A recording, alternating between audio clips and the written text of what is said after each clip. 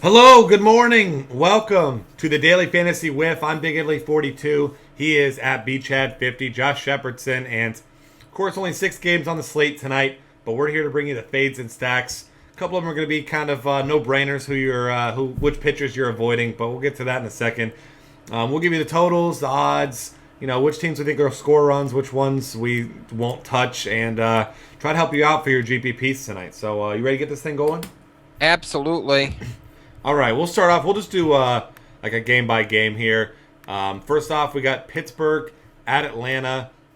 Julio Teheran taking on Jeff Locke, and this one 8-run total. Pick 'em between these two guys. Obviously, Teheran, the better pitcher, whether you like him or not. I'm not a huge believer in him when he had an ace-like price. His price has dropped down now to a playable level. He's $7,800 on FanDuel and $7,400 on DraftKings. So at that level, I think he's a guy that you can consider in your GPPs. You can certainly stack against him too, though. He's like one of those fringe guys where he's certainly prone to implosion, but he has those times where he's dominant, where he's missing bats. So I think if I got to take one side of this one, it's going to be the Pittsburgh side.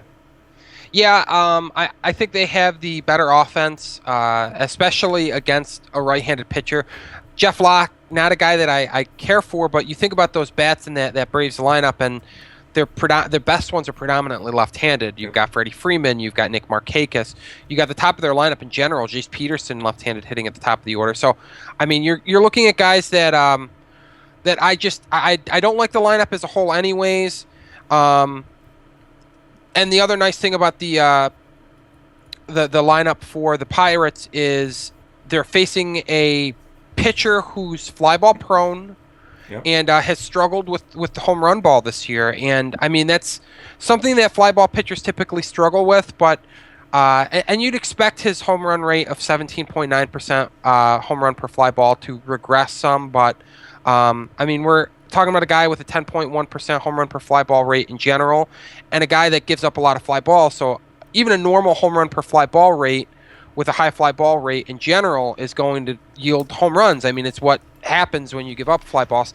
Tehran's walk rate's up this year, strikeout rate's down under 20%, so I'd expect the Pirates to put the ball in play against him. And there are a number of Pirates hitters that I do like just in general. I like Neil Walker. I'm a fan of that outfield. You got to like what Jung Ho Kang's been doing. So better lineup. I think that's the side to stack if you're going to stack one side of this game. Over-under total of 8 in a pick'em. You're looking at about 4 runs a team. That's not terrible for a starting point when you've got so many low totals on tonight's slate and so many aces going. So definitely a very viable stack. Might be tough to do price-wise with the aces, but if you're looking to stack, I like the Pirates side better. I'm not saying to go out and use Jeff Locke. I'm just saying that it's going to be tough to stack against him based on what the Braves can trot out there. But maybe you get an unconventional mini stack with a guy like Johnny Gomes who kills lefties, and you find some of these other spots in the order. But top of the order, not really the best place to stack with the Braves, I don't believe. Yeah, and I mean, you could easily stack the Braves because they are cheap with some big hit pitchers, but at the same time, like you mentioned, you're going to want those big bats in there. So maybe get the cheap guys from Atlanta in there. Hope that the lefties don't do a whole lot. Fit him in with some other your favorite hitters. But going back to Teheran for a second, I mean, this isn't anything new. He's had these troubles before with home runs and with fly balls. And you mentioned his home run rate. 1.77 is the worst on the slate tonight. So especially with that walk rate. And some of these Pirates hitters are pretty patient at the plate. So, if he gives up a couple walks, all it takes is one bad pitch, and that stack's paying out pretty quick. And on a 6-game slate, you get yourself couple home runs, and you're in a pretty good spot because you don't anticipate there's going to be a ton of fireworks tonight. No, not with the aces going. Absolutely. All right, next game, Detroit at the Chicago White Sox. Lefty-lefty matchup here. David Price versus John Danks. I guess it won't actually be a lefty-lefty matchup because they won't hit against each other. But either way, this one has a 7.5 run total. Of course, David Price is a sizable favorite at minus 165. And, I mean, for this side, you can obviously always target John Danks with these bats from the Detroit Tigers. They're a very good team against left-handed pitching, 328 WOBA, but they do have one of the higher strikeout rates in the year, 23%. Then you look back at Mr. John Danks, who has had some really good performances against the same Pirates, but 17.1% strikeout rate, 1.4 home run per nine. The rest of his numbers not terrible, but almost a 45% fly ball rate as well. And then, you look at his numbers against right-handed batters, and he's the worst of any pitcher on the slate tonight, and it's not close. 402 WOBA allowed, 8 home runs already this season. I don't care that he's had past success against them at times. I mean, you're going to stack the Tigers. They're going to be the most popular stack tonight. And if you're playing multiple teams, you need to make sure that one of your teams is also a Tigers stack. Yeah, it pains me that I'm going to say this because it is so bad, but this is a David and Goliath matchup where David is Goliath tonight. David Price, he's a fairly close to a shoe-in for a W tonight. The problem is he's priced so close to Kershaw and Felix that there's no reason to look elsewhere. And so I'm paying for the top two. Price is the unfortunate guy who gets lopped off of that, but that doesn't mean that you go and stack against him either. So Price is a guy that I can't see myself paying for, but I also can't see myself picking against. Maybe some one-offs. We talked about Jose Abreu on the FanDuel Punch-Out podcast earlier. He's still too cheap on FanDuel, so he definitely has some viability.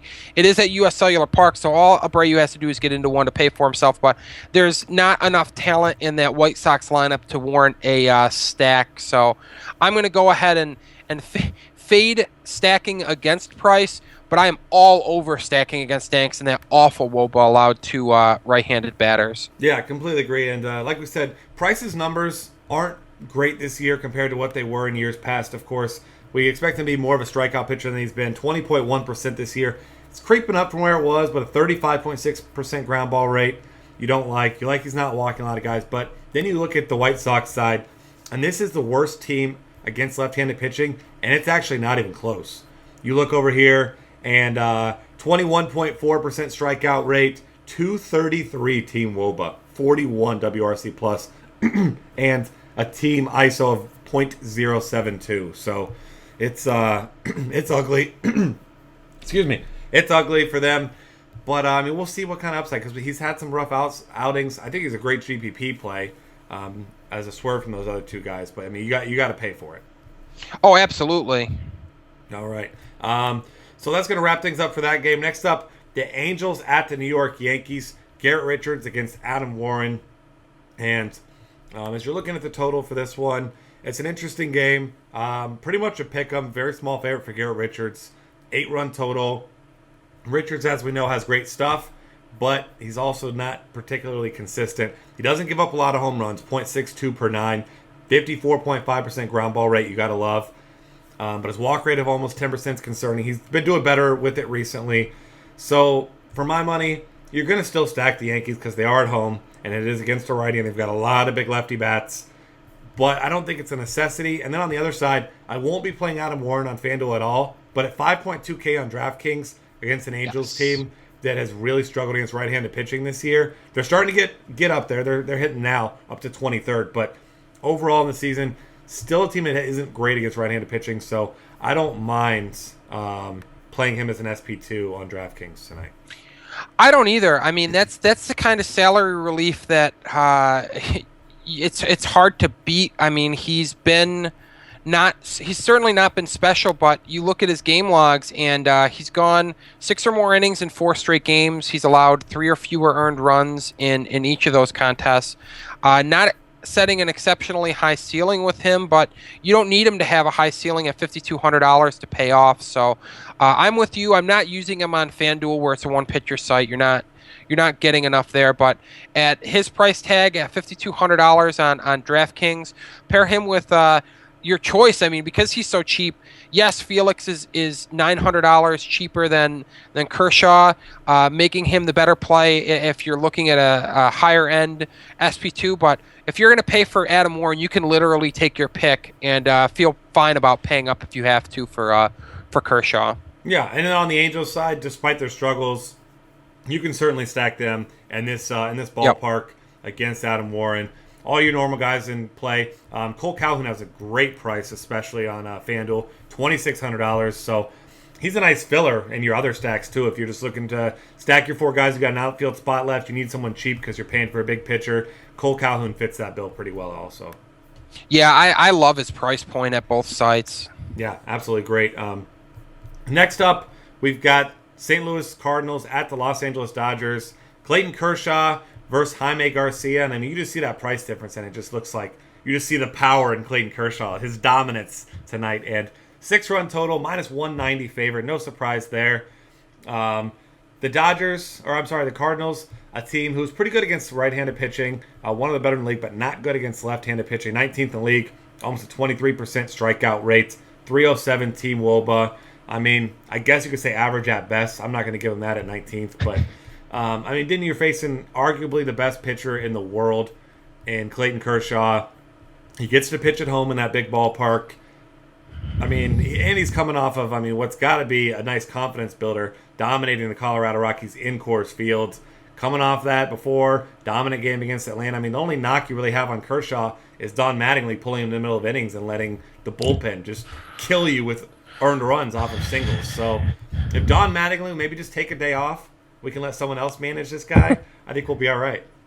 Yeah, I mean, huge shocker here. Neither of us are going to advocate stacking the Cardinals against Clayton Kershaw. I know I'm ruining the suspense with that, but yeah, he should mow down the lineup fairly easily. They have a high strikeout rate. Kershaw is just so good. I mean, you look at what his down year is this year, and we're talking about a guy who's still among the league leaders in basically all notable pitching categories. Had a little bit of bad luck early on, but he's really straightened it out, which is expected. I mean, it really was a luck issue. The stuff's there. Everything's there. Garcia, fine pitcher. For him, he has to be thankful he's not right-handed because the Dodgers have done work against righties this year. Not so much of late. I mean, they were terrorized last night by Carlos Martinez. But, Garcia, fine pitcher, but I'm not picking against any pitcher against Clayton Kershaw unless maybe his name's Madison Bumgarner, but that's just the homer in me. But beyond that, I mean, the problem with the Dodgers lineup that I see tonight is they have a lot of their best bats are left-handed, so not necessarily the best stacking opportunity. Jock Peterson left-handed, Adrian Gonzalez left-handed. You do have some oddballs. You might be able to get kind of some mini stacks around the Dodgers lineup, maybe hook some guys together, skip some guys in the order.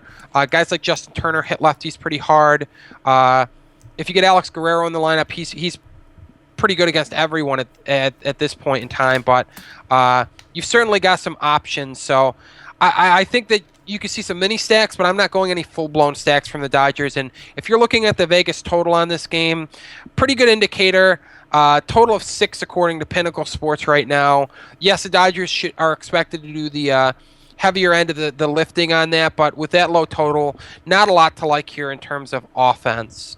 Yeah, absolutely. I mean, a couple of those Dodgers lefties I think might be sneaky. Like you said, Jock Peterson, Adrian Gonzalez. I mean, lefty-lefty matchups, but both those guys can hit lefties pretty damn well also. So maybe that just keeps their ownership down. But as far as full-blown exposure, 6-run total, not something that I'm looking forward to chasing tonight. Tampa Bay at Seattle, another one of these David versus Goliath sort of matchups. Felix Hernandez versus Alex Colome. Obviously, Felix Hernandez, your big favorite in this one. Coming off of a frustrating start there. Minus 175 favorite, 6.5 run total. He was absolutely dominant for the first three innings. Struggled his way through the rest of 1+ inning. I believe it was 4 1/3 he went. Gave up 7 earned runs. Very uncharacteristic of him. If you are buying anything into that and that Felix Hernandez is not still an elite pitcher, then by all means you can play some of these Tampa Bay hitters. I will not have a single Tampa Bay hitter in a GPP, in a cash game, in anything at all tonight. No, and it's funny. We both kept doing the same thing in show prep, and we get to third base. We're like, Evan Longoria is really cheap. Oh, he's facing King Felix. Nope, not using him. And I mean, that's pretty much should be your sentiment for any Rays hitter against Felix tonight. I expect Felix to mow this lineup down as he did in his last start against them. He went the distance. He's awesome. I mean, I don't know what else there is to say about Felix. He had an off night. I mean, we all have off nights, and unfortunately, being a big league pitcher like King Felix, a guy who's a perennial Cy Young candidate, his off night happened to be well publicized, and I'm all over Felix tonight, and I am all off of the Rays bats. But on the other side of things, viable to stack against Colome. You've got some left-handed batters in Cano. You got some left-handed. You got Seager. You got Nelson Cruz, who hits everybody. I don't care that he's right-handed. So I think there's some stackability there with that Mariners lineup. Certainly, and I mean, they should be pretty low owned as well because they haven't been a great offense this year. But we know what these guys are capable of. Guys like Seager and Cano, like you mentioned, neither one having a great season, especially Cano. But you can get Cano for really cheap tonight. So if you're looking that way to try to get yourself a stack, a viable stack that isn't going to cost you a lot of money, that you can actually fit with some aces, then I think that you can certainly go that route. All right. Definitely. Next up, last game on this small slate, Bartolo Colon versus Chase Anderson, a.k.a. the Mets, against the Arizona Diamondbacks. And this one's going to be really interesting because Colon looked great earlier this season. He's looked horrible since. 8.5 run total in Chase Field. Mr. Chase Anderson, minus 124 favorite here. And Colon was a guy that people were playing in cash games earlier this season. I even had him a couple times. He's had a couple decent starts in a row since that awful stretch that he had there, but still not a guy that I have any faith in. My favorite thing with Bartolo Colon is watching him hit. I mean, that's one of my favorite pastimes in all of baseball ever. But not a guy I'm really playing tonight. I mean, he's an interesting tournament option because this is a Arizona team that is much better against lefties than righties. But they're no slouch against righties either. I mean, 320 WOBA, 150 ISO. So I guess you can consider him in a tournament. But for me, if I got to choose one side, if you say I have to either stack against him or play him, I'm stacking against him still. Yeah, I mean, this is probably your best place to stack outside of paying for the Tigers, but on a night with aces, it's going to be tough to do that. Stacking the Diamondbacks is going to be tough as well. Goldschmidt being the integral part of that stack is so expensive. He just really can't be budgeted for with the aces, but at least not on FanDuel where you're only starting one. If you're going Adam Warren in an ace, you might be able to get Goldschmidt in a Diamondback stack for sure, but the Mets look like a modestly affordable stack against Chase Anderson tonight. They get a break from Citi Field and get to play at Chase Field, which is basically an offensive heaven of sorts. I love Duda, love pieces of that Mets lineup. Granderson, we got hot Ruben Tejada right now, Wilmer Flores. I mean, there's pieces in that Mets lineup that are very interesting. I think they make for a pretty nice stack as an underdog in a game with an 8.5 total, though. And because they're only modest underdogs, Vegas and odds makers are expecting some runs to be scored. So this is a good game to get some stack exposure to. Yeah, absolutely. I mean, both sides of it, like you said, certainly in play. And, you know, you're going to do whatever you can to get yourself some exposure to that total because it is the highest total on the night at 8.5 runs. And while neither pitcher is just awful, I mean, they're both average or slightly above average, but you got to be able to pick your spots in these times. And, you know, 8.5 run total when most of the games tonight, 6 to 7 to 7.5. I mean, that right there tells you you're going to want more exposure to this game than most of the other games. Yep, you got to lean on Vegas every now and again. They're pretty smart, so I hear. Yeah, last time I checked, they were doing pretty well out there. So with that, thank you for hanging out with us. Find us on Twitter at DF Cafe. Subscribe to our YouTube channel here, and check out our site at dailyfantasycafe.com for some great action for tonight, some strategies and tips for every other slate, and we'll see you guys next time.